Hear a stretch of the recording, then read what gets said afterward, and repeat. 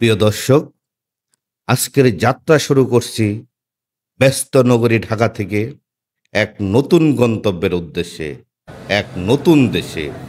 সেই দেশটি হলো এশিয়ার মুক্ত আধুনিকতার এক অনন্য প্রতীক হংকং শহরের দিকে।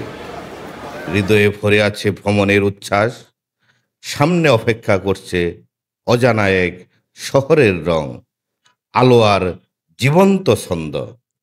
শহরের কোলাহল পেরিয়ে বিমানের জানালার ওপারে যখন দেখা মেলে মেঘের রাজ্য, তখনই মনে হয় শুরু হচ্ছে আরেকটি নতুন অধ্যায়, এক অনন্য ভ্রমণ গল্প। চলুন একসাথে দেখি কেমন হংকং, যেখানে পূর্বের ঐতিহ্য আর পশ্চিমের আধুনিকতা হাত ধরাধরি করে হাঁটে।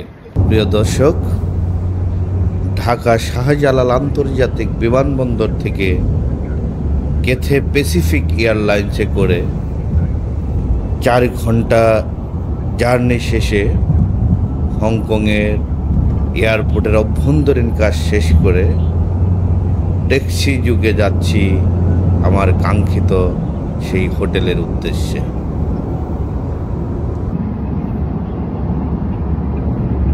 অবশেষে চলে আসলাম আমার সেই কাঙ্ক্ষিত হোটেলে। হোটেলটা ছিল হংকংয়ের কাওলন সিটির ঠিক সেন্টারেই।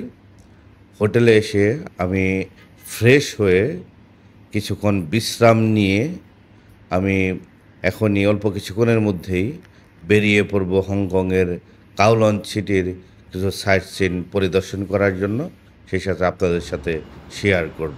হংকংয়ের কাওলন এলাকায় একদম হৃদয়ে অবস্থিত কাওলন বে পার্ক। এই পার্কটি একটি শান্ত ও মনোমুগ্ধকর জায়গা, যেখানে শহরের কোলাহলের মাঝে একটু শান্তি খুঁজে পাওয়া যায়। সবুজ ঘাসে ঢাকা মাঠ, ছায়াময় গাছ আর দূরে সমুদ্রের হালকা বাতাস, সব মিলে এটি এক অসাধারণ রিল্যাক্স স্পট। এখানে সকালে অনেক মানুষ হাঁটাহাঁটি বা ব্যায়াম করতে আসে, আবার বিকেলে পরিবার পরিজন ও বন্ধুরা এসে বসে আড্ডা দেয়। পার্কের পরিচ্ছন্ন পরিবেশ ও সুন্দর দৃশ্য দর্শনার্থীদের মন ছুঁয়ে যায় সহজেই। হংকং শহরের ব্যস্ত জীবনের মাঝেও এক টুকরো সবুজ শান্তির ঠিকানা কাওলন বে পার্ক। কাওলন বে পার্ক ঘুরতে এসে সন্ধ্যার প্রীতিমেশটাও উপভোগ করলাম, খুবই ভালো লাগলো। আপনারাও যারা হংকংয়ে ঘুরতে আসবেন, কাওলন বে পার্কটা অবশ্যই পরিদর্শন করবেন। তারপর চলে আসলাম হংকংয়ের প্রাণকেন্দ্র তিম সা সুই সেন্টার পরিদর্শন করতে। হংকংয়ের প্রাণকেন্দ্রে অবস্থিত তিম সা সুই সেন্টার হলো শহরের অন্যতম জনপ্রিয় কেনাকাটা ও বিনোদনের এক অনন্য সমন্বয়। এটি ভিক্টোরিয়া হারবারের একদম পাশে, তাই এখান থেকে সমুদ্রের ওপারে হংকং আইল্যান্ডের মনোমুগ্ধকর দৃশ্য দেখা যায়। এই সেন্টারে আছে বিভিন্ন আন্তর্জাতিক ব্র্যান্ডের শপ, আধুনিক ক্যাফে ও রেস্টুরেন্ট, যেখানে স্থানীয় খাবারের পাশাপাশি বিশ্বজুড়ে নানা স্বাদের পদ উপভোগ করা যায়।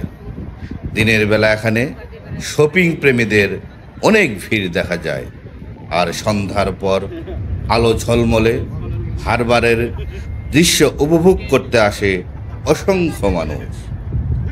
তিম সা সুই প্রমেনেন্ট ও এভিনিউ অফ স্টার্স এই সেন্টারের কাছেই অবস্থিত, তাই পর্যটকদের জন্য এটি এক দারুণ ঘোরার জায়গা। এখানকার পরিবেশ অনেক পরিপাটি, নিরাপদ এবং একেবারেই আধুনিক। যে কেউ সহজেই এখানে ঘন্টার পর ঘন্টা কাটিয়ে দিতে পারে। এখানে আধুনিক শপিং মল, দৃষ্টিনন্দন রেস্টুরেন্ট আর ভিক্টোরিয়া হারবারের মনোমুগ্ধকর দৃশ্য উপভোগ করা যায়। পর্যটকদের জন্য এটি এক দারুণ আকর্ষণীয় জায়গা। আর হংকংয়ের তিম সা সুই সেন্টারের পাশে অবস্থিত ছোট্ট লেকটা যেন এক নগর আলো আর শান্তির মেলবন্ধন। শহরের কি ঝিলিক, কি অবাক করা ছবি, রেফ্রেটিং বিল্ডিং আর হারবার লাইটের মিলন, যা চোখে আনন্দ আর মনে একটু বিশ্রাম এনে দেয়। ব্যস্ত শহর হলেও এখানকার লেক মনকে শান্তির স্বাদ দেয়। লেকের জলে প্রতিফলিত হয় ইমারতগুলো এবং হারবারের আলো বেশ ফটোজেনিক। শুধু দৃশ্য নয়, গল্পও ছড়ায় এই এলাকাটি। সত্যি যারা হংকংয়ে ঘুরতে আসবেন, এই তিম সা সুই সেন্টার অবশ্যই আপনার ভ্রমণ তালিকায় রাখা উচিত। প্রিয় দর্শক, হংকং ভ্রমণের তৃতীয় দিনে আজ যাচ্ছি হংকং ভিক্টোরিয়া পিক পরিদর্শন করতে। হংকংয়ের মধ্যে অত্যন্ত আকর্ষণীয় পর্যটন স্পট হচ্ছে হংকং ভিক্টোরিয়া পিক। এই ভিক্টোরিয়া পিক যেতে হলে আপনারা দেখতে পাচ্ছেন এই ট্রাম্পে করেই যেতে হবে। এটাকে বলে পিক ট্রাম।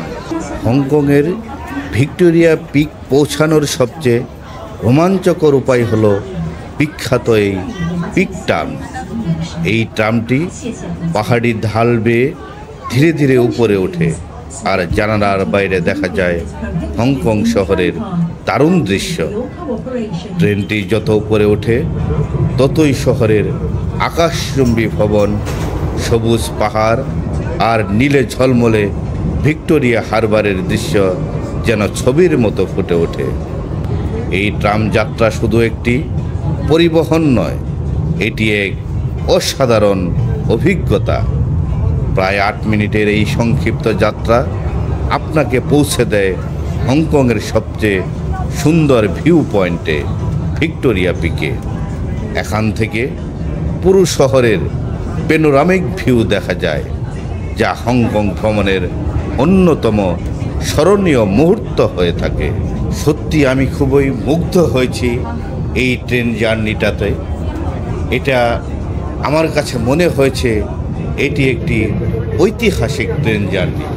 হংকংয়ে যারা ঘুরতে আসবেন তারা অবশ্যই ভিক্টোরিয়া পিক ট্রামের এই ভ্রমণটা মিস করবেন না। খুবই ভালো লাগবে আশা করছি। হংকং ভ্রমণে যারা আসেন তাদের জন্য ভিক্টোরিয়া পিক এক অবিস্মরণীয় গন্তব্য। এটি হংকংয়ের সর্বোচ্চ পাহাড় এবং শহরের সবচেয়ে জনপ্রিয় দর্শনীয় স্থানগুলোর একটি।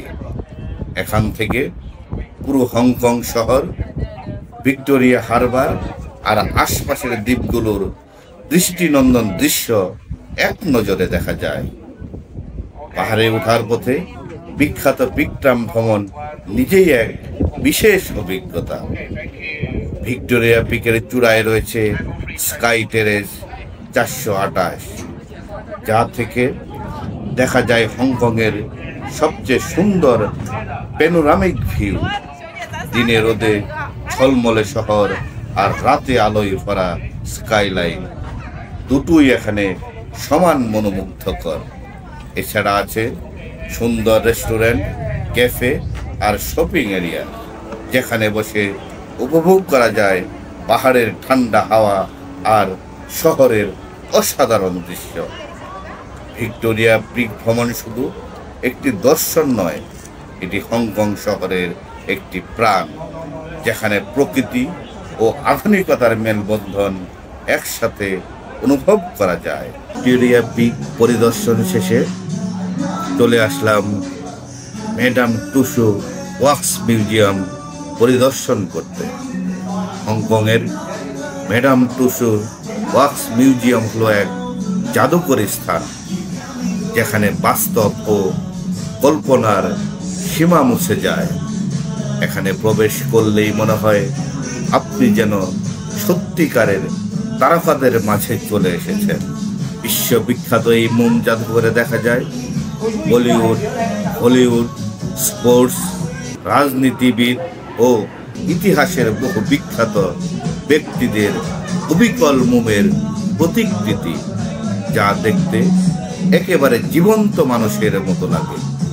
এখানে আপনি ছবি তুলতে পারবেন আপনার প্রিয় তারকা যেমন শাহরুখ খান, জ্যাকি চ্যান, টেইলর সুইফট, মাইকেল জ্যাকসন, এমনকি ঐতিহাসিক ব্যক্তিদের সঙ্গেও ছবি তুলতে পারবেন। ম্যাডাম তুসো মিউজিয়ামটি অবস্থিত হংকংয়ের ভিক্টোরিয়া পিকের উপরে, তাই এখান থেকে শহরের দৃষ্টিনন্দন ভিউ উপভোগ করা যায়। এক জায়গায় রোমান্স, বিনোদন ও শিল্পের অসাধারণ সংমিশ্রণ, যা ভ্রমণ প্রেমীদের জন্য এক অনন্য অভিজ্ঞতা।